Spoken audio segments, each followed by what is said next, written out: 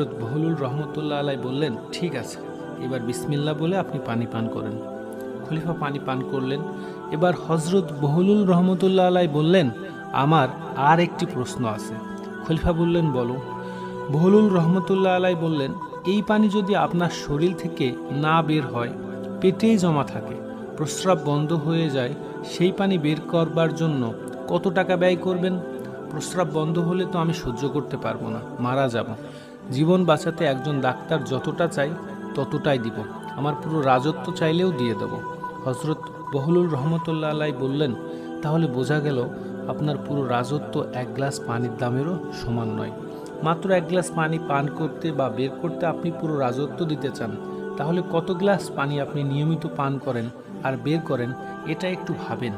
আর এই নিয়ামত যিনি দিয়েছেন তার শুকরিয়া আদায় করেন। মাশাআল্লাহ।